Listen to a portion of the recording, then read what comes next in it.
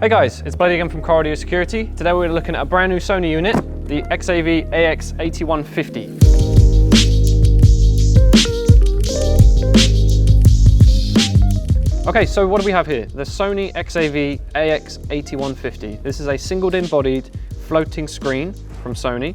It's a 9-inch screen, well 8.95 inch is what they call it, but say what you will. With Apple CarPlay, Android Auto, DAB radio, and now an HDMI connection. So let's open the box and see what comes in it.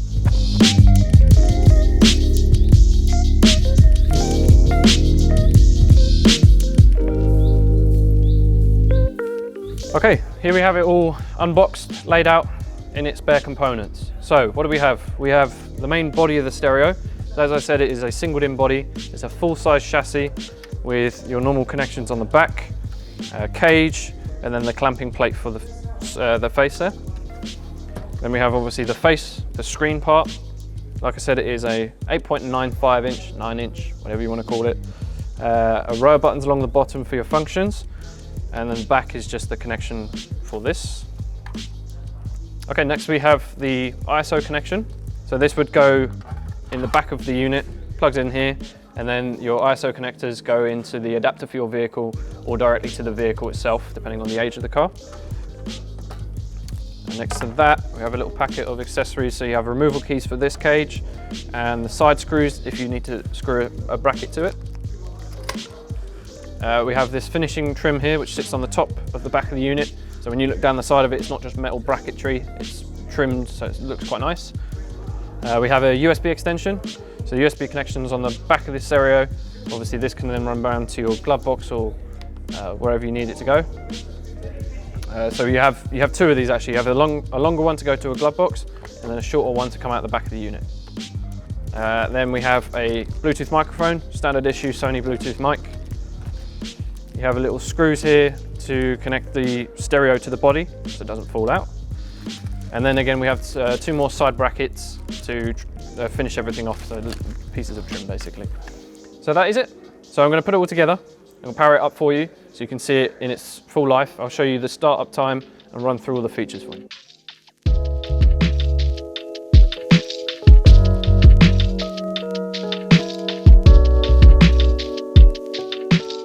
Okay, one thing to quickly mention, I thought I'd point out where the placement of the USB and the HDMI connections are, because most people would assume that on the back of the body of the stereo is where you're going to have your connections. It's not correct. On the back of the unit you have no HDMI or USB connection on this unit. It's actually on the back of the screen. Now I'll show you that quickly. Back of the screen. If you have a look, you can't see anything as of yet, but if you tilt it this way, you have your USB connection here, which also has a little channel. You run the cable around and up if you'd like it to come around the face of the unit. There's also another way to run it around to the back of the unit to a glove box or something like that if you'd like. I'll show you that in a second. Now your HDMI connection's on the bottom of the stereo. So if you'd like to connect to Amazon Fire Stick or a PlayStation or Xbox or something like that, you can do that. Also you can do screen mirroring through HDMI. You would just need an HDMI to adapter for whatever your phone plug is. Essentially that is that. Now on the body of the stereo, like I say, if you'd like to run your USB to the back of the stereo to a glove box or something like that to make it a bit cleaner, on the back of the stereo you have this black channel here. Now you can unclip this and then you can run the cable from this end, drop it in there and run it to the back, and then that's why you have those two USB extensions. You have a short one to go from there to there, and then a long one to go from there to your glove box or armrest, wherever you want to run it. So I just thought I'd point that out for you. Okay, so let's put it back together, power it on for you, and we'll go from there.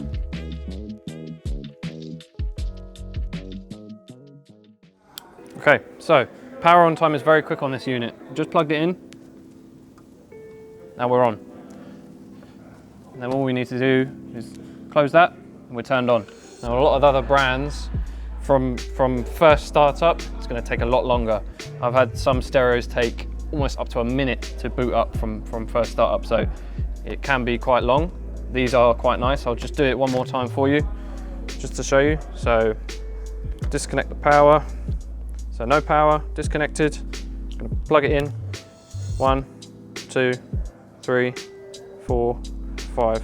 So roughly 5 seconds to turn on, so that's very good. And then close and we're on. So the power up time's pretty quick on these. Now, your basic features. On the face of the unit, you have your radio, your DAB radio, your Bluetooth connection, phone and USB. And you swipe over, you have your HDMI connection, rear camera input, and then your settings.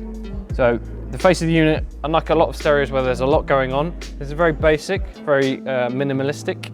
So it's very easy to use for someone that's not so tech savvy, or even someone that just wants something to look a bit more simple. And in terms of the buttons along the face, you have a home and standby button. You have obviously your volume up and down.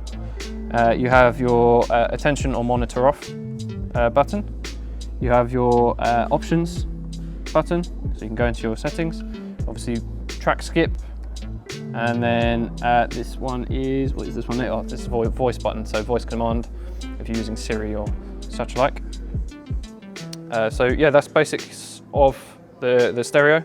I'll just quickly go into your Apple CarPlay and show you that working now.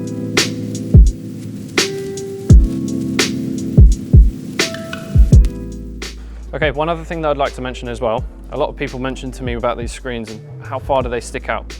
Now, on these you can change the depth. So you have multiple screw-in selections. So you can change the depth of the stereo only by, say, a couple of centimeters, and you can change the height of the screen. But once it's screwed in, it is locked in. You cannot change it from there, unless you obviously unscrew it again and change it.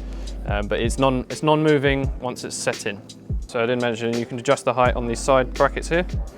So height is adjustable through these screws, and obviously the same on this side. And depth is adjustable through these screws here. Okay guys, so I'm just going to quickly run through Android Auto and Apple CarPlay. Not going to spend too much time on it just because it is the same on every single unit. I've done loads of reviews previously, so if you'd like a bit more of an in-depth review, just have a look at one of those videos. But I'm going to start off with Android Auto. I do have an Android phone. Don't hate me, Apple users. That's just the way I am. But just going to connect my phone. So just to show you, USB is connected on the back of the unit there. And then obviously it's a USB-C connection this end. I'm going to plug my phone in like so, and it will charge my phone at the same time. And then just unlock it to get it to activate. And there we go. You're on Android Auto. So you can press your home button to go back into your settings and your different apps. So you go through it all. This is the same on every single unit there has been. So now I'm going to show you Apple CarPlay. Now, to quickly show you Apple CarPlay, again, we are connected to the back of the unit via USB, sorry, not HDMI. And then we have the lightning cable, and then the dreaded iPhone. I'm going to plug it in. And there we have it. This is Apple CarPlay. Again, exactly the same as every other Apple CarPlay unit.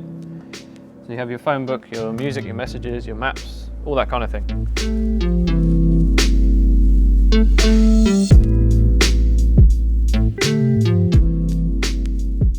Okay guys, so I thought I'd show you the connections on the back of the unit. Now starting from my left to right, we have the power connection and then a little 10 amp fuse. We have a heatsink to obviously keep the unit cool.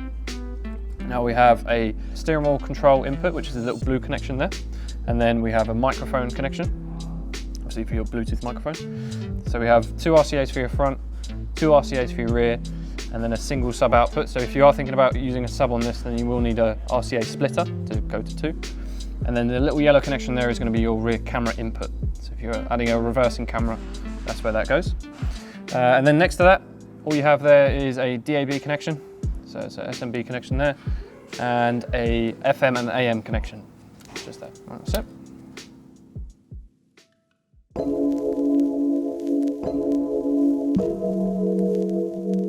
Okay guys, so just to show you a couple of features in the unit, I'm just going to quickly go through it, just so you get a feel of how it looks and the menu functions. So we click on radio here, we have our normal FM and AM stations. So you can click seek and it will try and find a station. It's not going to find anything now because it's not hooked up to any FM aerial. And if you go back home, go into DAB, Very similar setup. Obviously DAB radio is your much clearer, much crisper signal, and you get a lot more channels. We go back, go into Bluetooth. This is obviously for music streaming and for phone calls. Go home again. This is your phone call, so you have your whole phone book, and then you can dial a number from here. Obviously, if you have your phone paired. USB will obviously play whatever USB connection you have, whether it be a MP3, MP4 file. Scroll across, we have HDMI. Again, HDMI, like I said, is on the bottom of the unit over there. Connected up, and this will show you whatever's on that HDMI connection. Rear camera, again, if you have a rear camera installed, it's going to show you that. And then your settings. Now, settings, you have general settings, so you can change the language, put the demo on or off, if you'd like it to beep, steering controls, resetting, all that kind of stuff. So sound settings, so you have obviously EQ control. Let's come out. Balance and fader, crossover, so you can set your crossovers, high pass, low pass filter, DSO, and then volume, phone call sound, and guidance during a call. Visual settings, as you change your background if you upload a wallpaper, or you can change from the presets here. Dim monitor, illuminated level monitor off, and touchscreen adjust. So your basic settings in there. So like I said, it is a very basic unit in terms of the actual layout. Very easy to use. You can go into quick settings by pressing option as well whilst you're using the unit, so you don't have to go through all those menus. One other thing to notice and to consider is this screen is a non-reflective style, so it's almost a matted screen. So when the unit is off, so if I turn it off now quickly, it's like a matted screen. So it's got a very soft feel to it, but it means that the sun's not going to reflect like the pure glass screen styles. So if we just try and show you that, it doesn't reflect the light very well. Obviously it will reflect it very slightly, but it's not as reflective as some stereo. So that's a good plus point for the unit.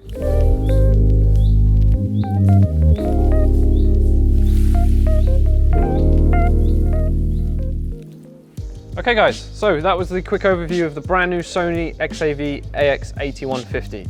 Hope you liked it. Now, as I said, it is a 9-inch floating screen with a singled-in body. Obviously, the screen is separate to the body, you attach it, and that makes it all work. Now, just bear in mind, obviously, it being a singled-in, you can apply it to single or doubled-in slots. If it is a doubled-in slot, you will need a pocket to go underneath or on top. And obviously, just be aware of how big the screen is. There'll be measurements on our website just so you can see and plan out where it's going to go, because obviously you don't want to be covering any buttons or hazard buttons or anything like that, heater vents. So just bear that in mind before you do buy it. Now, retail price on this unit is currently set at $579.99, but if you'd like an updated price, please just check our website at cardioSecurity.com. So yeah, that's it for the video. We'll have a few more videos coming out very soon, but please just leave a like, subscribe, and drop us a message if you like anything else, and we'll see you in the next video.